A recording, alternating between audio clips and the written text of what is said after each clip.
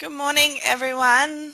Welcome to week 9. Fabulous week, naughty 9, as Joe put it in some of the emails that you may or may not have received this week. We had some more gremlins in the computer, I think. So thanks so much for joining us today. My name's Kylie Townsend of Designer Mindset.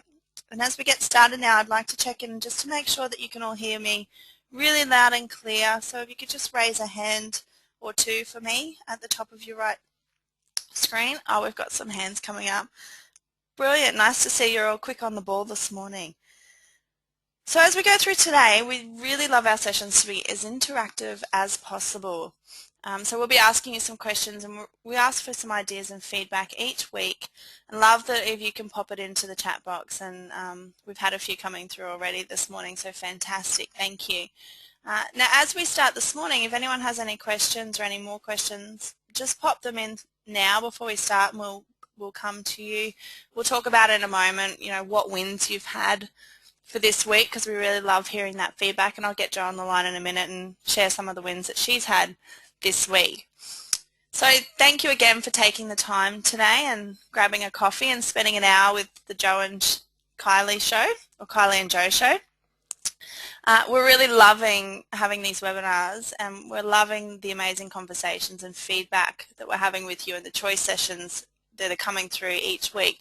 Now, we are coming up to the end, so next week will be our last week for this series. So you will be receiving a survey shortly for those of you who have been on these calls to let us know what it is that you'd like to learn more about, something that we haven't spoken about so far, and how we can take you even further on this journey, because we'd really love to keep doing this for you and sharing it with you.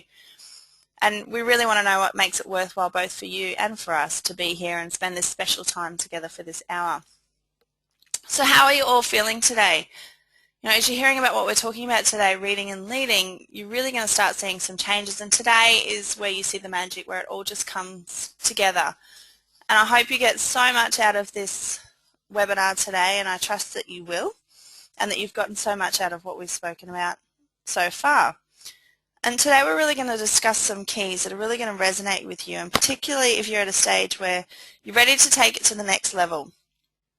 And maybe this is where it's all going to come together for you, and you're going to have that amazing aha moment. I know for me, when all the pieces of the puzzle came together, which is what today is really about, is putting all the learnings from this week and seeing how they're all so intertwined together. So as you know, Jo and I are two women on a mission, and we're helping you crash through your conscious and unconscious. And we really want to help you to achieve the most out of your life and your business, and what you really deserve, and focus on what's really important for you in your life and the people around you. So we're really sharing these learnings to help you boost every area of your life. So as we do each week, we really want to start on a high, and as I mentioned, we'd love to hear something that you've achieved from last week's webinar, and what are some of the great moments over the past week that you would like to share. And I'd just like to mention how much Jo and I are loving this. Last night we were on having a chat, and we were having, for want of a better word, shits and giggles and in hysterical, just, the fun that we're having, putting all of this together and the learnings, and how much it's growing and bonding us together, as well as bonding us with you, our audience. So for me, that's a really great learning and a win for me, and having that realization of how big a community is out there and support. Jo, what are some wins that you've had this week? I know I've had a very full week of a lot of challenges, and I love what we do so much, because it helps me to just gain that confidence and strength to move forward every single day when things arise and you need to really pull on your own strengths to get through it. So that's a really big lesson for me and my win personally. What about you, Jo? Well, actually, that's funny you should say that, because my win this week is a personal one too. So thanks for that, Kylie. I was sitting playing with my son this morning. He's 2.5, and he's a pretty cool little dude. And we were having a look at a Mickey Mouse puzzle, and they have a thing in the corner where they have 5 items, and you need to find those 5 items within the puzzle.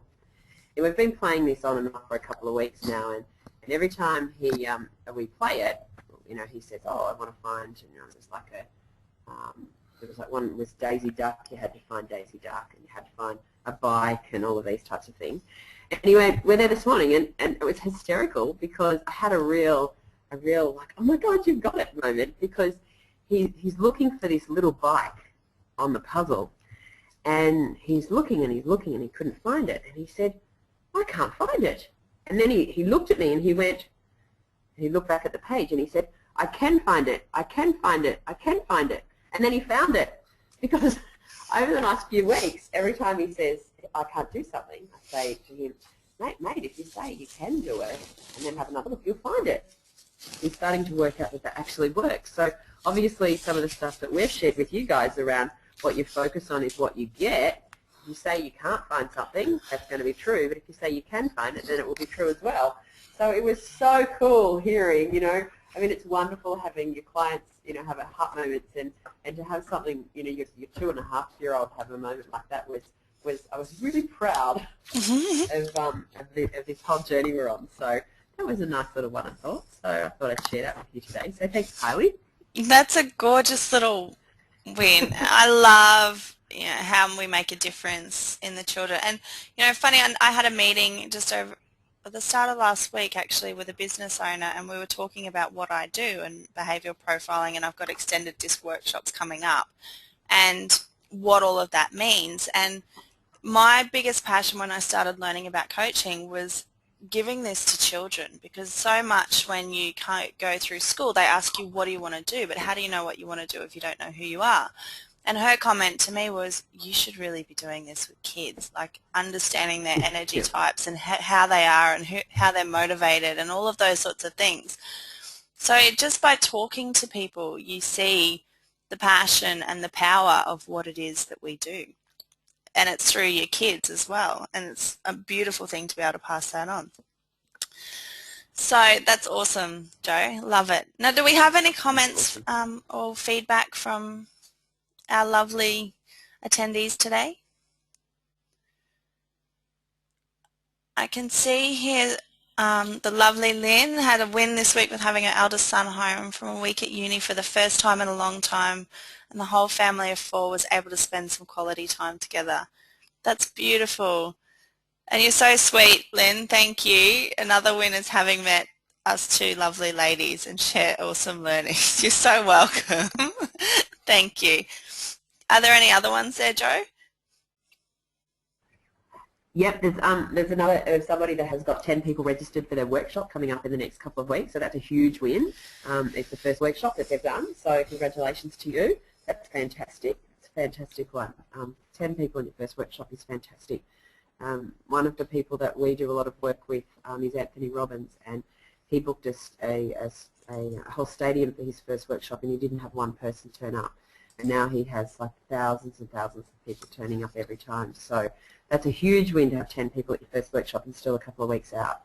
And there's a couple of others as well about big sales and additional clients and new clients. So congratulations to you all. It's fantastic. We appreciate you sharing that with us. Fantastic. Thank you. Now, let's get into it. Thank you so much, Joe. So, revision, my little Martian man. So throughout this series, we've educated you on a variety of different topics. And today, as I mentioned, is where the magic's really going to start to happen, and you're going to see everything interconnected. And I really want to highlight this for you today. How you can utilize all of these tools in your life, your business, your relationships, and how they're so beautifully intertwined with each other. So this week's topic, as we spoke about before, is reading people and leading people. And it's really important in life to understand how to do this. So how you can do this by noticing individual people's telltale signs of the type of person they are, how they like to be treated, and how you can become their closest friend in just minutes.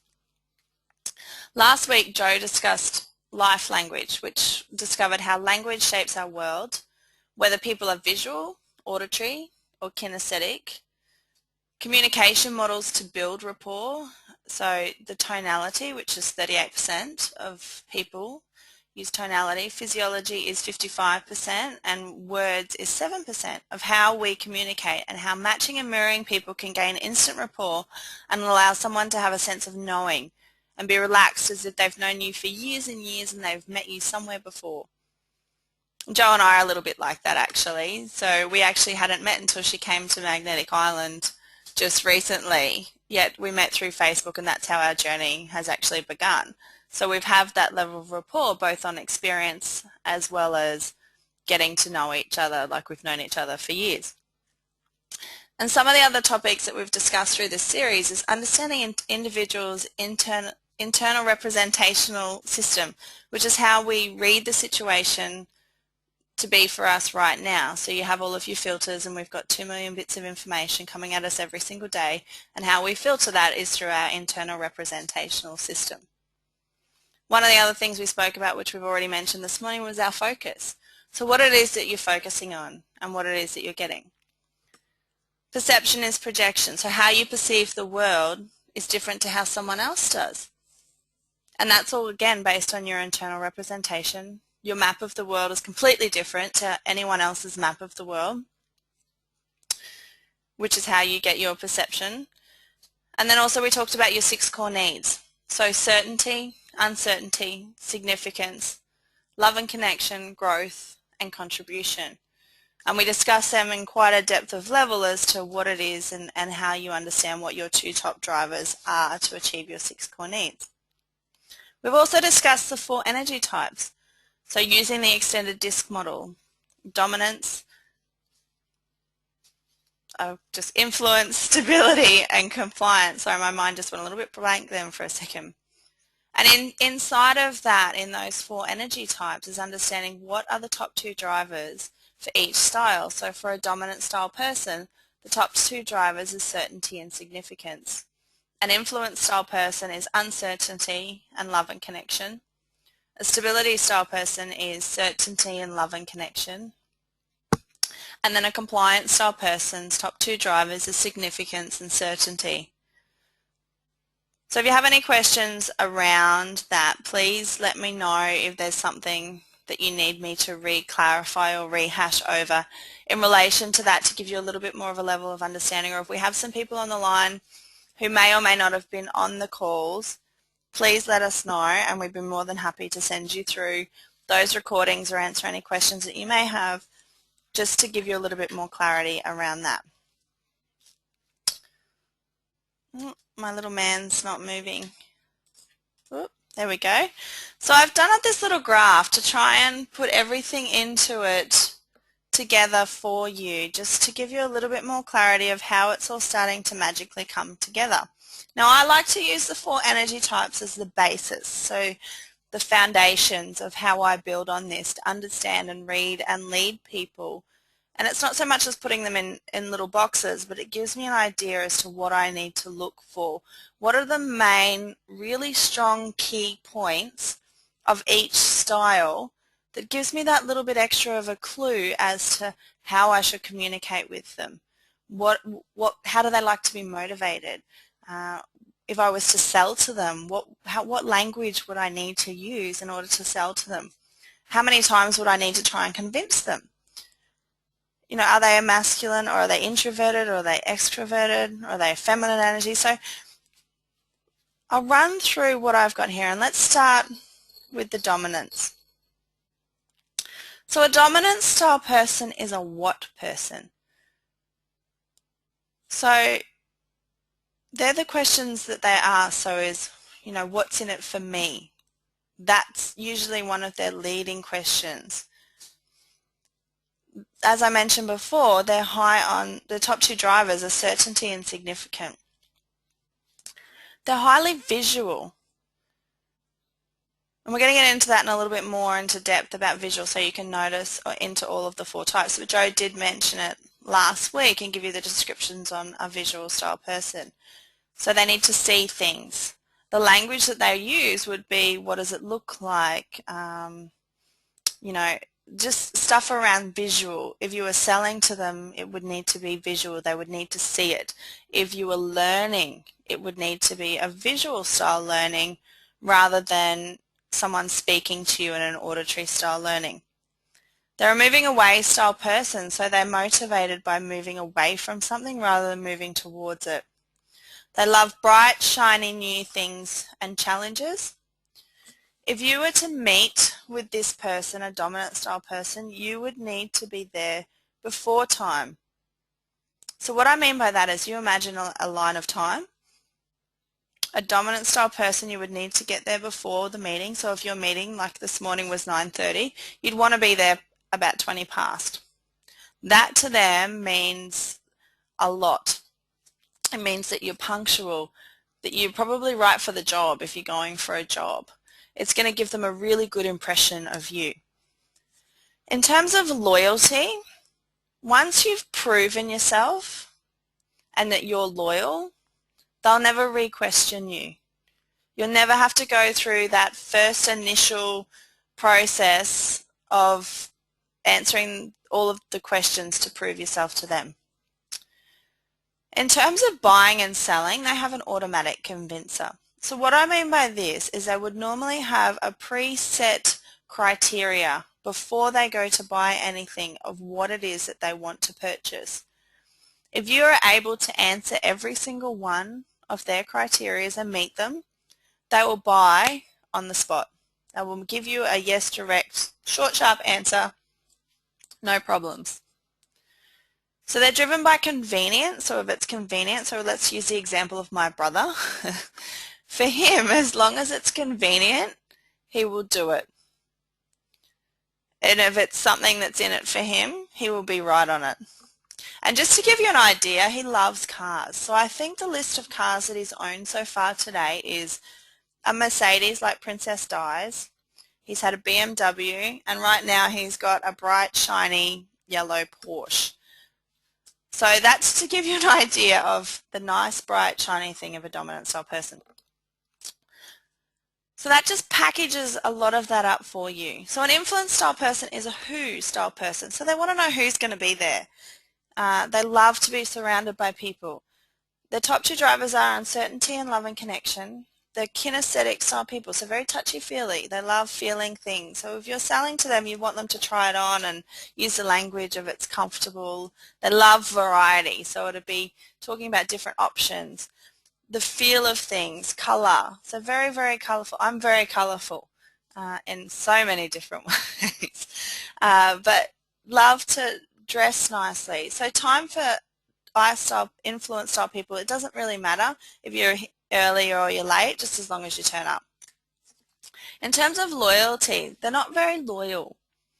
They're easy come, easy go. And what I mean by that is, for instance, if you had a client, and I had a client who was with me for quite some time, and then they left, and I wasn't sure why they'd left, and we'd been having these great conversations. Everything on my level was going really, really well. And I went back to them and I asked them, I said, well, what actually was going on? They said, oh, well, this person just came and spoke to us and they seem to have a better deal, so we've just actually transferred all of our services over to them. So it wasn't actually anything I'd done wrong, or my service or my quality or anything like that. It was just that somebody else had a better deal and that didn't really bother them. So they transferred. So I hope that's giving you a little bit of clarity there. So convenience and predominantly with some cost. So what I mean by that is they're quite happy to do things as long as it's convenient and a little bit of cost. So they're not driven by cost. So if you were selling to someone who was an influence style person, it wouldn't be around the price. It would be more around the convenience and the variety of things. Now, quite introverted. Now, what I mean by introverted and extroverted, so it may not be what you think it is. So it's how do you rejuvenate your energy? So for me, I like to actually go away and have some time to myself. I love to sit down and read a book. Even though I love being around lots of people and having lots of contacts, for me to actually regroup and re-energize my soul, I need to have some time to myself. Which is probably why I'm sure some of you have kids out there, but my only quiet time I get is when I get to have a shower at night time when Isabella goes to sleep. And an extrovert is someone who re-energizes by being out amongst people. So I hope that gives you a little bit of clarity around the difference between introvert and extrovert. So stability, they're the how style people. So they want to know how it happens, how we're going to do this. So their drivers are certainty and love and connection. They're auditory, so they're hearing. So they learn by hearing. They want to hear the words or hear what it's all about. And that would be some of the language they would be using. So they're moving away and moving towards style people. They're neither. They'll do either. So they love comfort. They're very reliable. They're based on proof. So for time, they like you to be there before time. Again, a little bit like the dominant style people, you're there to prove yourself. Loyalty, they're very, very loyal. They're satisfied by the time, the history, and the proof. So once you've actually given them all of that sort of information and they're satisfied with that, they'll actually then move on to be able to make a buying decision. Sometimes if there's a small error, they're okay. They'll easy come, easy go. But if a major drama happens, then you will more than likely lose the business, or you would have to reprove yourself tenfold to be able to maintain it. They're driven by cost, and what I mean by that is they want to know that they're getting the best deal. They're an introvert and an extrovert. They like to be around people, but they like to be on their own as well. So if you imagine the picture of a group of people, they're kind of just on the inside. And they're very feminine energy. Now the compliance people are your why style people. So they want to know why things are happening. Why are we doing this? So they're getting all of the facts and figures and the details. They're analyzing everything, making sure it's logical and you're making the right precise decision. Again, the top two drivers are significance and certainty, and they're auditory digital, so they're very big thinkers. So they're in their head thinking, analyzing everything, not so much speaking it. So in communicating with someone, you need to be getting them out of their head and finding out what's actually going on. What are they telling themselves? They're moving away style people, and as I mentioned, they're practical, reliable, and logical. Now you need to be on time for a compliance style people. If you are not on time, you have lost business. You'll lose face. They're very, very loyal. They will be the most loyal customers you ever have once you have proven yourself. They will shout you out to the world and give you referral on referral on referral. So they're 3 times convincers. So what I mean by that is that you need to convince them 3 times over. They will have the questions and you need to be continually convincing them. Once you've convinced them and they're your client or you're working with them, they will remain your client forever. Now they're driven by cost versus convenience. So again, that little bit of analytics coming in there. And they're very introverted. And again, they're that masculine style energy. So when we talked about the other week doing 4 energies, a lot of CEOs are dominance and compliance style people. They have the ability to be a visionary and see what's going on in the future, make those hard and fast difficult choices, but they also know how to make the logical choices. They can analyze the situation. They're very good on the detail as well. And you'll also see a lot of dominance and influence style managers as well. So the visionary love to be around people. So I hope that's given you a little bit more clarity and it's giving you a little bit more information. So in terms of meetings or managing people in these different styles of 4 quadrants, time is a key factor. So whether you're on time, before time, or either or in terms of an influence style person, but to be honest, I would try to be before time every single time. That way you know that you're covering all of your bases. So when you're looking at someone and they've walked into your store or you're managing someone, start looking for what are they wearing? What's the language that they're using? And that will start to give you an understanding of the style of person that they are. So if they're very nicely dressed, then they might be a dominant style person, and the language that they're using is talking very visionary, high level about the future. They'll be a dominant style person. Or if they're a compliance style person, are they giving you that practical, reliable, logical information? Then they're auditory digital, and you can start to understand, well, okay, well, this person's a moving away style person. So I need to motivate them to move away from things rather than carrot dangle them, because that's not going to work for them. I trust this is giving you a little bit more clarity. I'm having Joe's problem here today. There we go. So I've done this little table up. So as we mentioned before, so 40% of people are visual, 20% of people are auditory, and 40% of people are kinesthetic. And the auditory digital, there's not a huge percentage. I think it's about 1 or 2% that are auditory digital. Now, as I mentioned before, when you're looking at the different styles of people, so the visual people love to see things in shapes or pictures. So when educating or talking, it's really important to have things on paper. So a dominant style person, when you're going to meet with someone who may possibly be in that realm, you want to already have the pieces of paper laid out. You want to be able to show them things visually, or you want to be really good at drawing pictures. Now, my partner, Brendan, he is high D and C. Naturally, he's high DIC, but he's very, very visual. He's a cabinet maker by trade, which is where his compliance comes in when he's at work, but it filters through and overlaps a little bit in his everyday life. I often ask him to come out of detail. So he loves pictures. When I need to explain anything to him, I know I need to do it in pictures. As well as for myself, I'm highly visual and kinesthetic, given that I'm influence style and dominant style person. So see, look and view. So there's some of the languages and the words that will be getting used. Now the auditory style person is the tones, hear and listen. So when talking to somebody who is auditory, it's about managing your tone, matching and mirroring how it is that they're speaking, the language that they're using. Now when you think about this, it's really interesting because there's a lot of customer service teams that use auditory, so on the phone all the time. And I remember once when I was working in a call center, I was a telephone account manager and I was in customer service.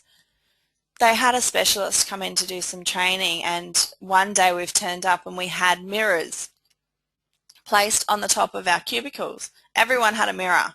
And we're like, what is this for? And it was actually so we could start looking at ourselves.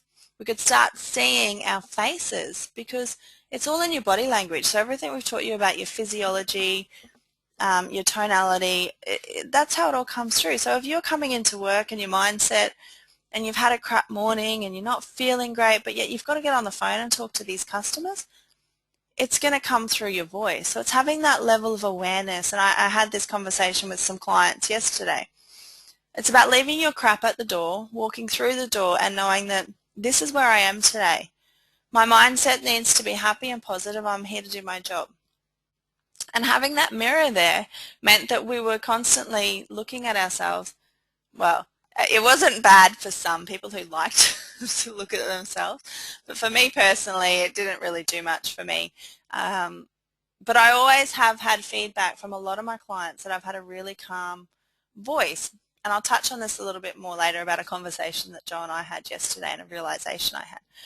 So tones are really, really important. So if you're on the phone talking to people, be really conscious of your physiology, what it is that you're actually thinking about, and your tones. I know for me, sometimes if I'm talking to someone on the phone and I'm looking at it on my computer, you probably all would have experienced this. You can tell when somebody's not concentrating on you. And that comes into some of the stuff for next week, so your authenticity and integrity. People can hear when you're giving them that quality. So how it sounds, when you're looking at someone who's auditory, they'll also be tilting their head when they're listening to you. So you'll notice them trying to turn an ear to you to hear what it is that they're saying. So you want to make sure that you're speaking very clearly. Now kinesthetic style people, they touch, do, and they grasp. So they'll be the person that first touches you. They're very into comfort, so they're the Ugg boot style people.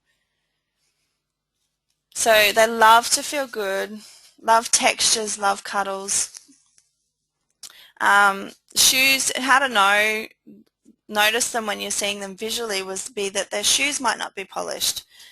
They might have comfy shoes on, they might have holes in them, and their Ugg boot style people. And Joe was actually just stomping around her house a few minutes ago, and I said, "You got your boots on?" She goes, "Yeah, my Ugg boots." I think she said they were broken or something. So there you go. And I love my Ugg boots as well. Now, the auditory digital, so they're very analytical, like we mentioned. Now, they like things to make sense. It needs to be very clear. They usually have a calculator with them, and they're very, the words they're using is process, thinking, sense, and they get faces and they want to read more. Like they're the people that like to actually have the meetings in front of you. They want to meet you. Now, one thing I didn't mention in terms of the visual people, so if you meet someone who's visual and it's a female, they'll usually be immaculately dressed, high heels and makeup done. They'll look really presentable visually. And for a male, they'll have really clean shoes, they'll have their hair done, they'll have really neat clothes. And they'll probably all shiny, nice new things. Now you'll notice down the bottom here that I've written a few words, which is one's colours, so your visual is colours. Auditory, sounds, kinesthetic, activity, and auditory digital is detail. So they're just a few little keywords that I like to remember that may help you when meeting someone to look for. Do they have colours? Is it more sounds, tonality? Are they turning their head to listen to me? Are they into activity? Do they like adventure? Are they comfortable? What kind of clothes are they wearing? Is it, the comfy style clothes? And in terms of the auditory digital, is it more about detail? Now, for want of a better word, the auditory digital people are usually the beige style clothing, nondescript clothing, very plain. And they're just some key ways to identify just by looking at someone who it might be. So I hope this is giving you a bit more clarification, and I'm sure that you're all getting a few aha moments right now. And I would really challenge you actually, and here's a little challenge. When you're out and about today, have a look around you.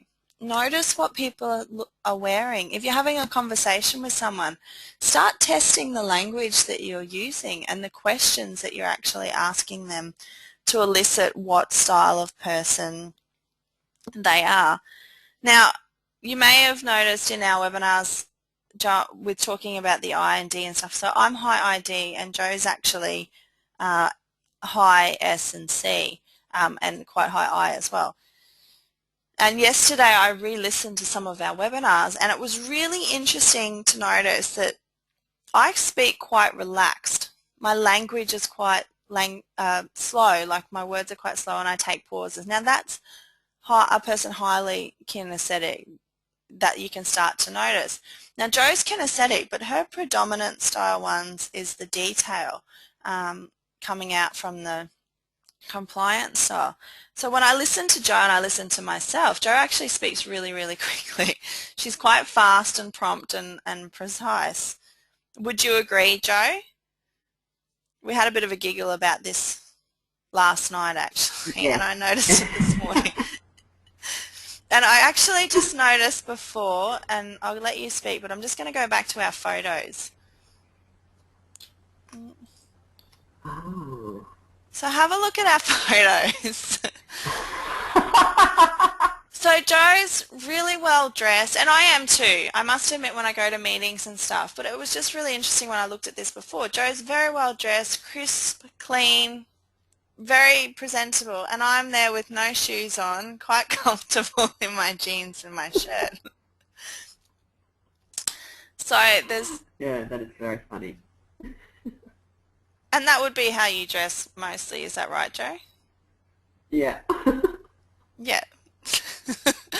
So a really clear indication when you're meeting people. So say a few words, Joe, and just listen to the different styles of our language. Tell me about something. And I put you Tell on me the about spot. something. Yeah, you certainly have.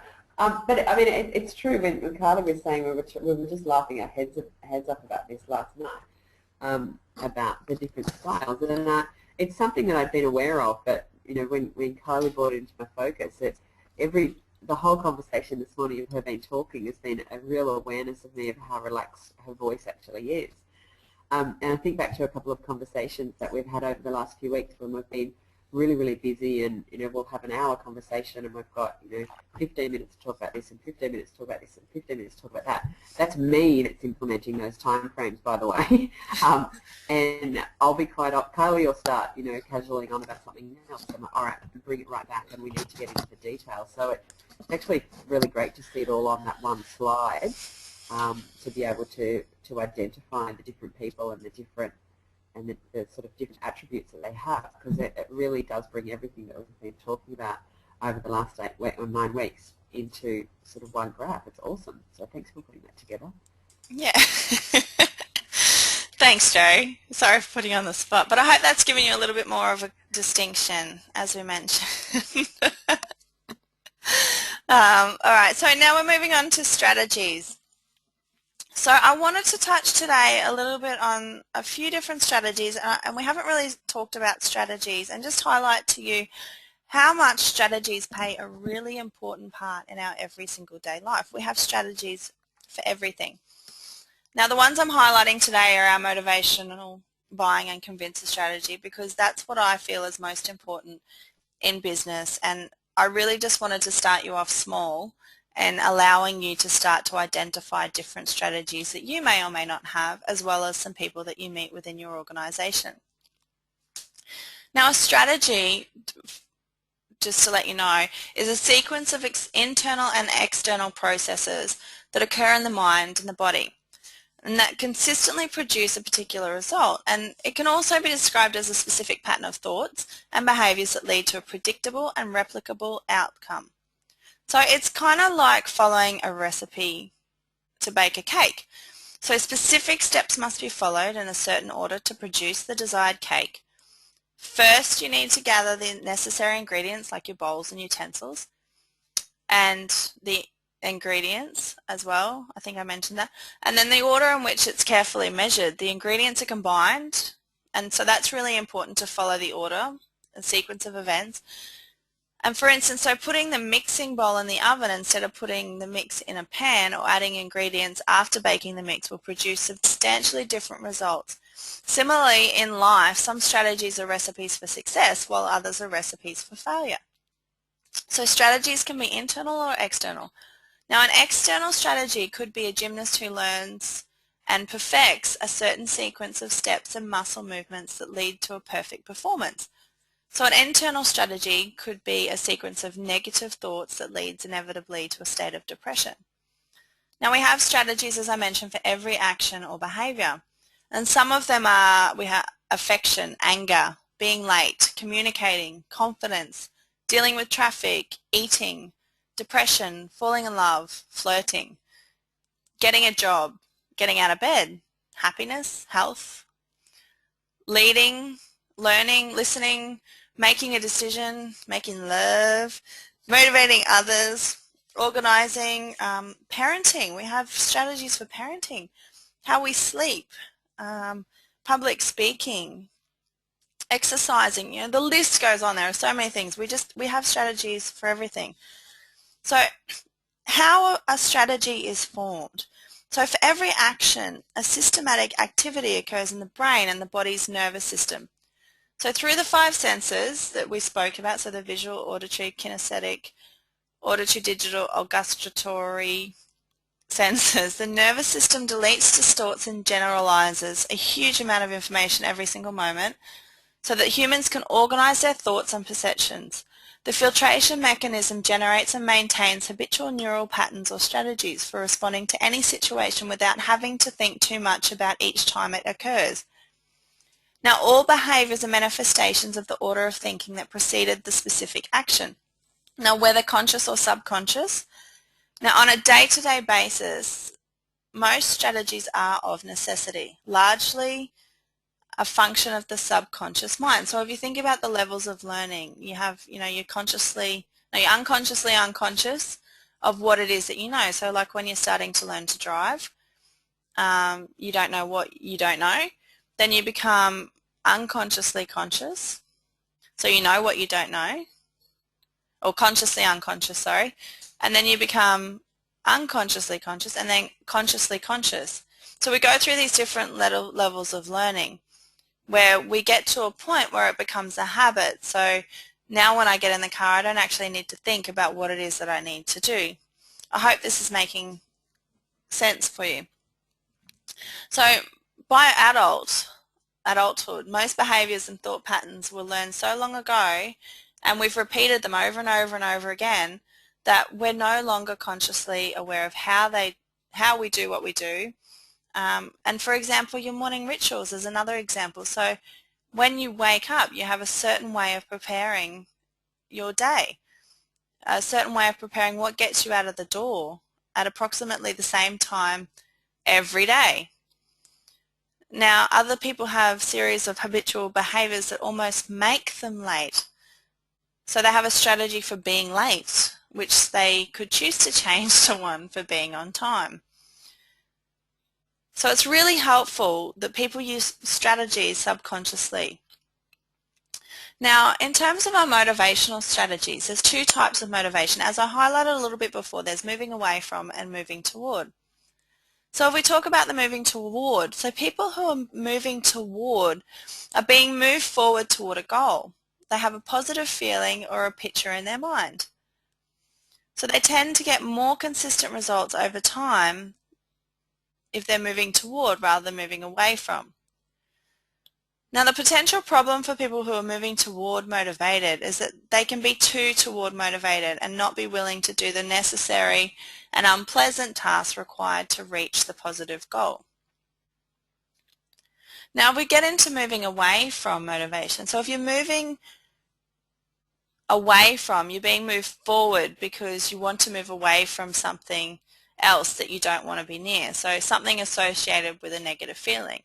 So I'm moving away from, and I know that I'm used to let things get to a deadline before I'm more powerfully focused to do things. So I know for me, when my back's up against the wall, I get a lot more done. And that's what I mean by moving away from. So some of the potential problems though with being moving away from motivated. So we wait to take action. So like I mentioned, getting to that deadline before taking the action rather than moving towards style person who would set dates and goals to achieve things, which is what Joe does. So we work really well together in that instance. So there's also with moving away from, there's more stress associated with the goal than taking the action. So usually with a moving away style person, the overall results are inconsistent because once the goal is achieved, the want for continuing to stay motivated is gone. Now, in terms of a buying strategy or a decision-making strategy, this comes down to the visual, kinesthetic, auditory, digital style stuff. So when you're buying, it's about whether, looking into the 4 different styles of people. Are you motivated to buy something because it's visually attractive for you? Are you motivated to buy something because it sounds like it's a really good product for you? Or are you motivated to buy something because it feels really good?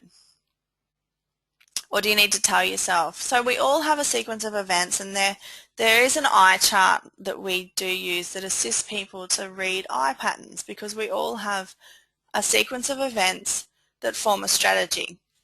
And you can actually see this through reading different people's eyes. We have different ways that we look in terms of what we're doing. So people who are auditory will look towards their ears.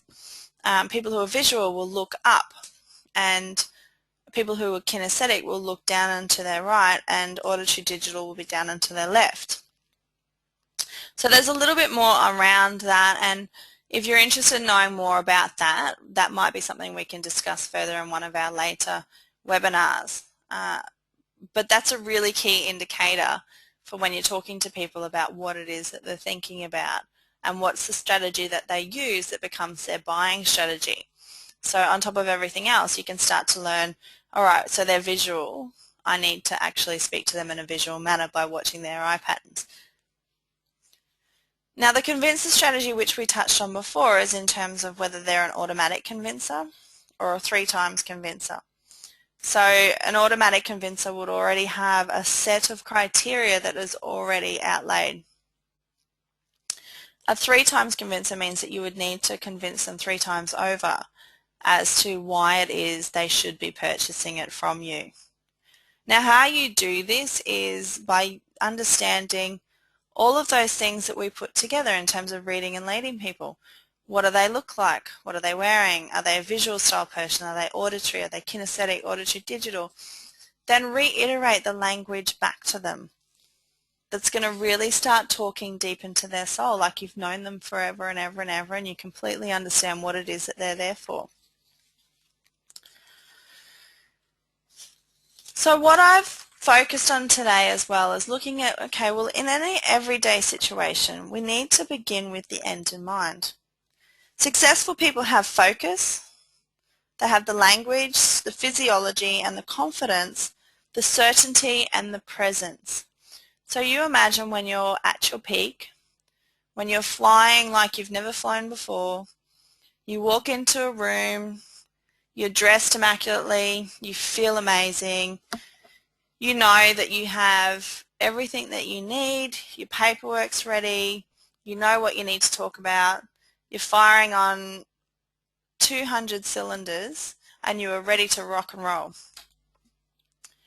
At that moment, you know that you are focused because you know what you're there to do. You know what you need to talk about. You're standing up straight, confident, poised, a bit like a tiger just ready to pounce. Those beautiful, magnificent beasts. You have certainty and you definitely have presence. You walk in that room and they will know that you are there. You own that room. You know who you are, what you stand for, and the outcome you want. And you always begin with the end in mind, knowing what it is that you're there to do. Now, this is a really powerful message for anyone in business or in life. You know, we plan for everything. You plan, we do goal setting sessions with you every year at the start of the new year, start of the financial year. To plan the next 12 months, we do 90-day planning. We plan and put it in our day. So we know what's happening every single day to give us that level of confidence. Because if we're not doing that every single day and we're not knowing where it is that we're wanting to go, we walk around kind of blindsided, flailing and not being responsible for what's actually happening in our life. Now in business, one of the lessons I learned is about having, knowing what I needed to do.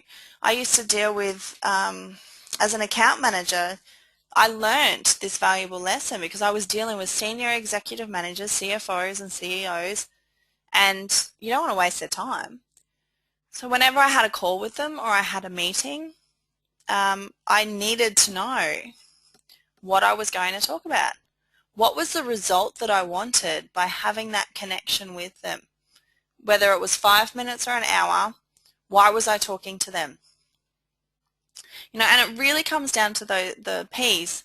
Prior preparation and planning prevents poor performance. Now this is for every area of your life, personal or business. So if you have a think about it, the best outcomes you have are the ones you know you've planned for. Now I know that planning takes time and detail, but it's really important to have that time. Take an hour. Have 5 minutes at the end of the day to plan what it is you're doing next so that you know what's actually happening. You can make choices knowing that, well, if that's the most you're going to risk, it's okay to go ahead with it. You can make better, faster choices and you actually end up with more time. You also gain a lot greater respect and rapport with someone if you're walking in already prepared for a meeting. You know what you're talking about. There is no reasonable reason why they should question or doubt your ability, or you should question that ability because you actually do know what it is that you're there to do. So resistance is a sign of a lack of rapport, and if you're getting resistance, you need to learn how to lead them. So if you're running the room, you need to lead and control the room. So if you're walking in there like you own the room and you step in there and you take control of that room straight away, you already own it. You're already in front. So the keys to pacing and leading. So set the intention. What's your intention from the conversational connection? In terms of questions, asking questions to gain rapport. So you look really familiar. I've heard all about you. Tell me a little bit more about this. Remember, people really love to talk about themselves. Now, when listening, making sure that you're really listening intently. And I'm going to go into this a little bit more in a minute, but really listen intently to what they're saying so that you can make sure that you can paraphrase what it is that they're talking to you about. Reiterating what they've said to confirm that you've interpreted what they've said correctly, whilst also confirming and reassuring them that you understand them. You want to be calibrating, checking in with the person and getting their feedback and input. Rapport is a state of trust and responsiveness. So you know that you're in rapport when the person you're with is following your lead. So for example, as Joe mentioned the other week, if you're crossing your legs and you're sitting across from someone and you change them and the other person follows you, you're in the lead. You have full rapport with them.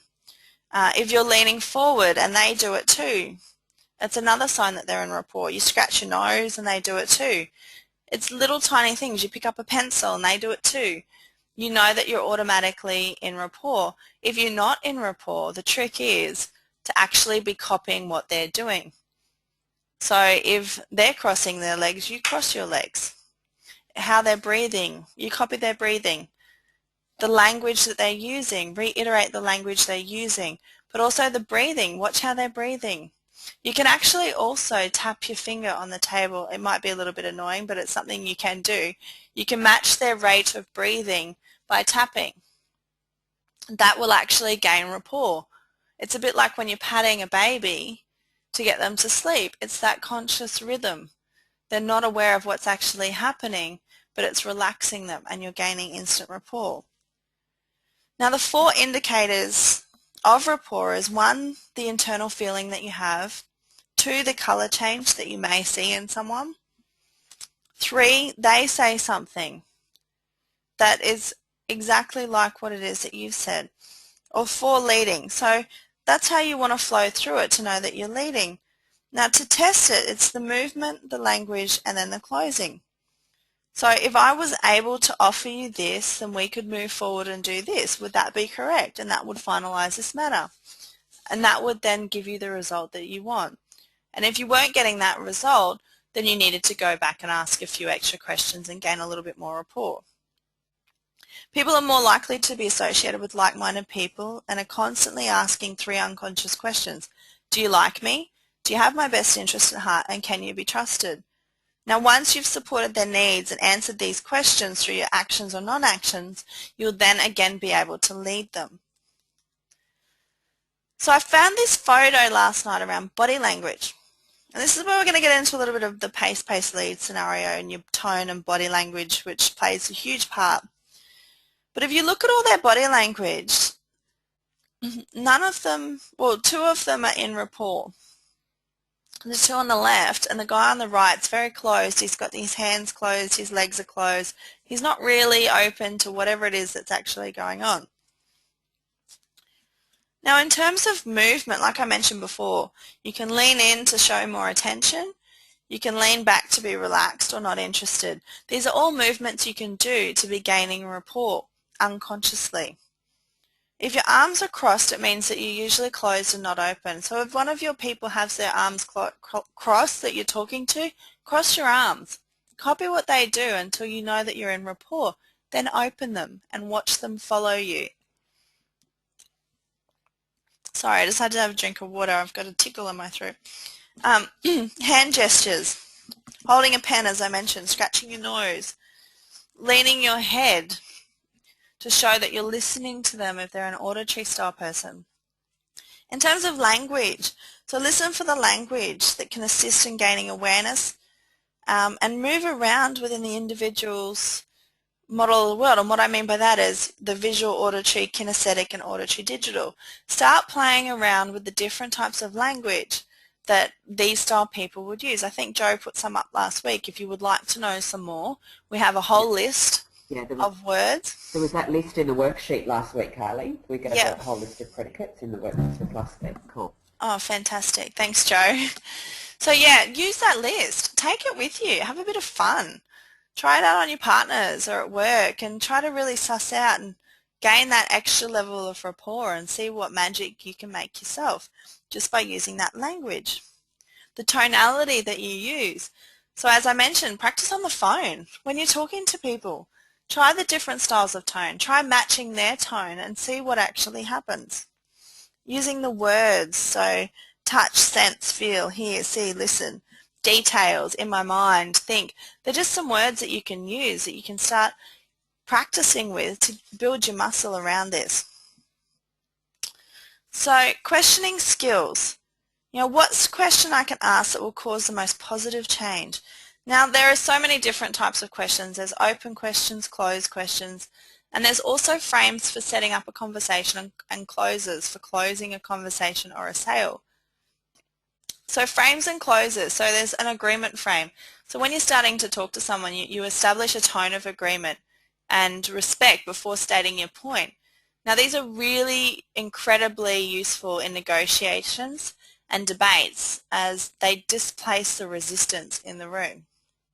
An example of it would be, so don't use I understand but. You would use something like I appreciate and this is my response. Or I respect that you feel and I and whatever your response is. Or I agree and. So you put your missing links in there. A purpose frame is understanding the true desire behind the stated need or request. So what is their need or what is their request? And that would be asking them, well, for what purpose are you interested in buying something like this? Or, asking something like that. So they're open, very open questions to get them to start giving you that little bit of extra information. Or a what if frame. So expand the listener's possibility. So gaining clarity around what it is they're looking for. So what would happen if? So that question before, I had a client once who was an IT guy and he was having a problem with his account and everything was really negative. He was having a really bad run. And I said to him, so what is it that you need? And he rattled it off and I said, so what needs to happen for us to attain this? And he gave me the answers. I said, okay, so if we could achieve this, then would that resolve the issue? And he said yes, because I had listened to what his need was. I'd reinstated it back to him and I had then asked him that if I was able to fulfill that, would that be okay? And it was yes. So I had gotten him to a level of giving him each of those frames to give me the outcome that I needed to finalize the matter. Otherwise he probably would have went on and on for ages and then given my company, not my personal company now, but the company I was working for, quite a bad rap. Now there's also conditional closes.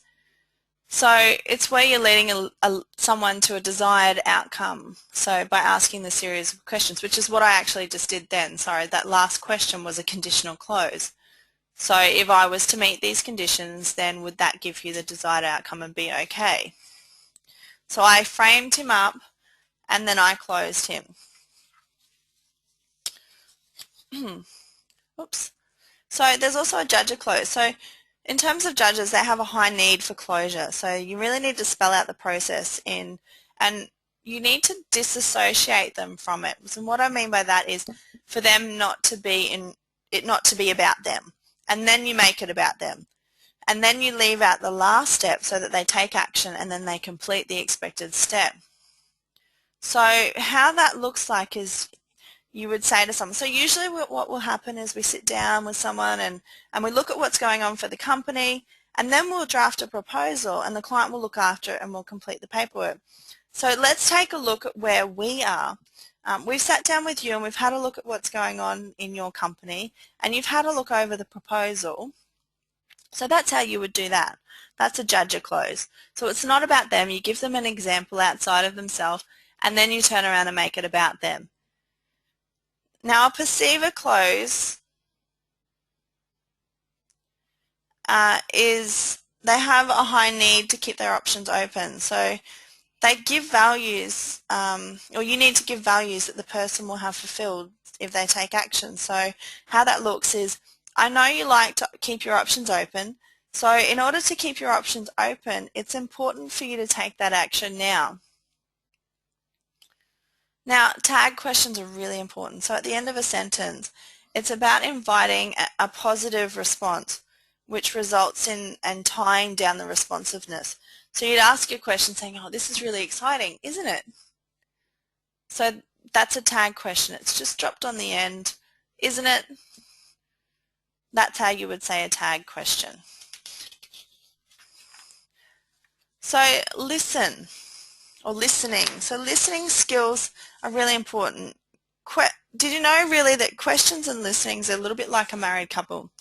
You know, they're intimately intertwined. There's no point asking a question if you're not prepared to intently listen to the answer. And this process allows for effective communication.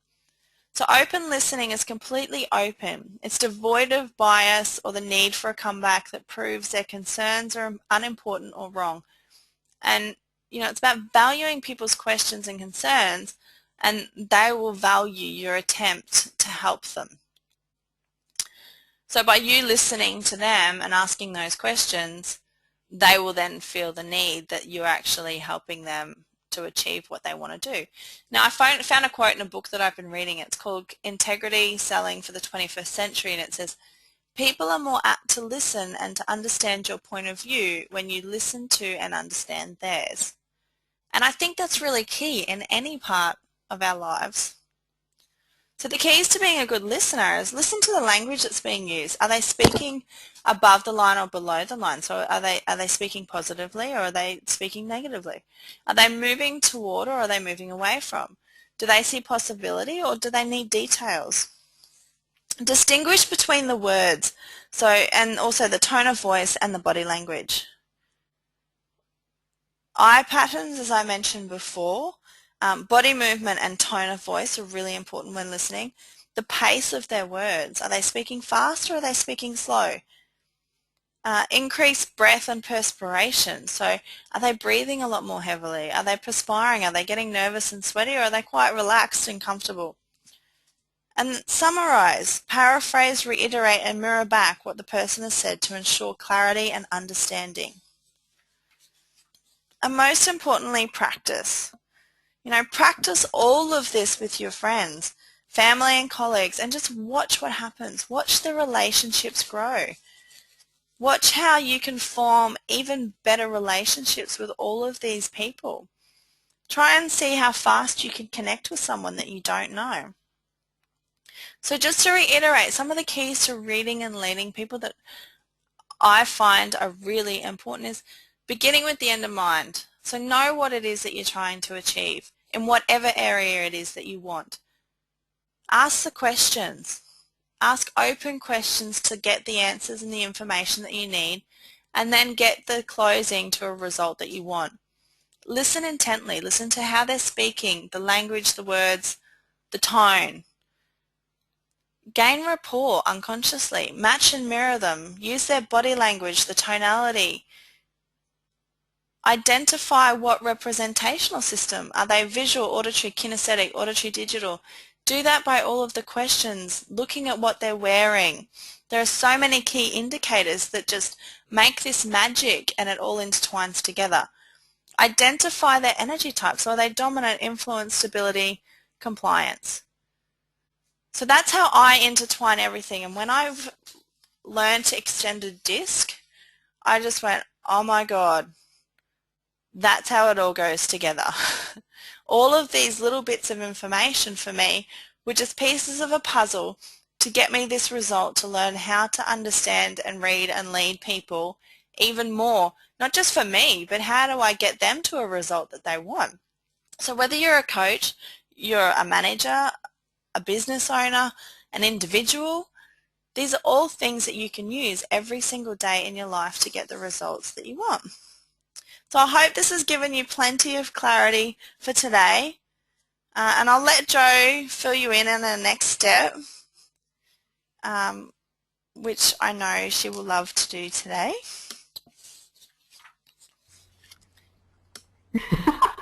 Yes, I will, won't I? Thanks, Carly. That was awesome. That was really good and great clarity at the end there as well. So obviously for all of those people that are on our call today, there's quite a few of you from all over Australia, which is awesome. So thank you. For those people that would like to take this just that step further to find out a bit more information or to find out how that you can how you can take more steps or what steps you need to take to improve your success, and whether it's in rapport and reading and leading like Kylie's been talking about today, or some other sections, then Kylie and I are offering choice sessions at the end of all of our webinars. This week and next week is our last one. So it's a 30-minute choice session where we'll have a bit of a chat to you, just mention whoever you wanted to speak to, Kylie or myself, when you send the email through, and that email address will be coming up in a second. And we will have a bit of a chat. We'll help you get more choices in your life in the specific area that you want. Kylie, do you have that email address there Sorry. for us? That's okay. Here we go. Doing what I do today. Always. Great. And the next one, and the next one, and that's the email address there. So, or should I say the website there. So just click on that and it will automatically take you through, and you can book a session with us. We've been having some great successes on those, so thank you for those people that have already registered and had their sessions, and we look forward to doing more of them. So if you have any questions, please put them in there. Otherwise, we're well over time, so thank you for your attention today. And is there anything else you wanted to add there, Kylie? I think I've pretty well covered everything today. I think it was a great session today. A lot of key distinctions around us personally, and I know that there is some feedback coming through that some people are getting great distinctions from future pacing and knowing where they're needing to go, as well as building some rapport. So it's some fantastic feedback, and yeah, I love this, as you can tell. Yeah. And lots of aha moments on the way through, so I was replying to some of the messages as we went, so that's great. Thank you very much, everybody, and that's a wrap for this week.